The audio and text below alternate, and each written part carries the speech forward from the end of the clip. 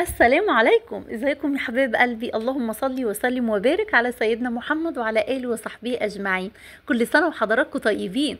النهارده يوم عاشوراء، يعني يوم عظيم عند ربنا، يوم ربنا بيغفر فيه للي بيصوم يا بنات. اليوم ده نحاول كده ان احنا ان شاء الله اللي يقدر يصوم يصوم.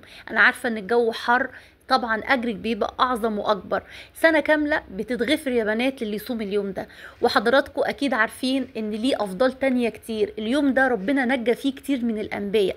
يعني لو ليكوا اي امنية ممكن حضرتك او حضرتك تطلبيها ان شاء الله، ويكون عندك يقين، وان شاء الله ربنا يتقبل منا ومنكم صالح الاعمال، وكل اللي ليه دعوة ربنا يتقبلها ان شاء الله.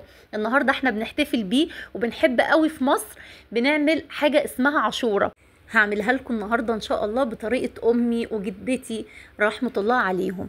العاشوره دي كنا دايما نعملها يا بنات، ولازم كده نفرقها على حبايبنا وجيراننا. يلا بقى، عشان انا معلش انا اسفه ان انا طولت عليكم، بس اليوم ده انا بحب اتكلم فيه كتير. يلا عشان احنا مستعجلين. انا عملت النهارده نص كيلو من غله البليله. حضرتك ممكن تعملي الكميه اللي تحبيها. انا بغسلها كويس جدا وبنقعها لمده ساعتين، يعني ممكن تنقعها ساعه او ساعتين. بعد كده بدلق الميه دي منها، وبجيب حله على النار بحط فيها 2 لتر من الميه، او بالنظر يعني ممكن تزودي لكن ما تقلليش عن 2 لتر من الميه. اول ما تبتدي تغلي زي ما حضراتكم شايفين، بصفي غله البليله وانزل بيها واغطيها واسيبها نص ساعة. ليه الحركة دي يا رودي؟ الحركة دي بتفرق جدا، ان البليلة بتاخد وتستوي معايا، وفي نفس الوقت المية اللي فيها اللي هتتبقى زي ما حضراتكم شايفين بسيبها واقفل عليها، بتنشف خالص وتفتح او تفشر زي ما حضراتكم شايفين. احنا بنقول عليها كده بتفشر يعني.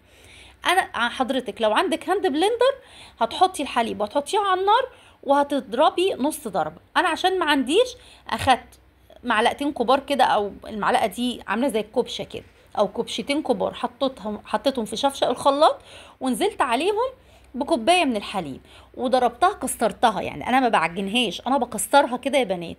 لو عندك هاند بلندر الخطوه دي بصراحه بتبقى اسهل. هنا نص كيلو من غلة البليلة هتحطي عليهم قد ايه حليب؟ انا بحط عليهم 2 كيلو من الحليب، بس بشيل كوباية على جنب. بصوا انا ضربت اهو الكمية اللي انا قلت لحضراتكم عليها، ونزلت بيها على بقية غلة البليلة، ونزلت بالحليب. وهنحطها بقى دلوقتي، نبتدي نحطها على النار ونسيبها تاخد وتدي بشكل ودي كده وتغلي مع نفسها، لحد ما نعمل بقى نجهز لها الحاجه اللي انا هقول لكم عليها هتقلب كيانها، اللي امي الله يرحمها كانت بتعملها من سنين السنين. اول حاجه ضفت كوبايه ونص من السكر. كوبايه ونص من السكر ده المقدار المظبوط على الشعر يا بنات. وهنقلب كام تقليبه كده وهنهدي النار، لانه حضراتكم عارفين ان الحليب بيفور بسرعه، ولازم الحله عند حضرتك تبقى كبير. هاتي بقى كوبايه من الحليب اللي ركناها على جنب. هتحطي ايه بقى يا ست رودي؟ هحط معلقه نشا كبيره، ومعلقه هنا السر بقى، معلقه من السحلب كبيره يا بنات.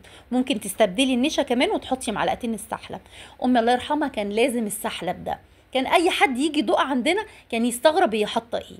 بصوا بقى، معلقتين لبن بودر، معلقتين كريم شانتيه، دي الحاجات المستحدثة بتدي وفعلا بتفرق جدا في الطعم. متاحة مش متاحة ممكن حضرتك تستغني عنها، وكفاية النشا.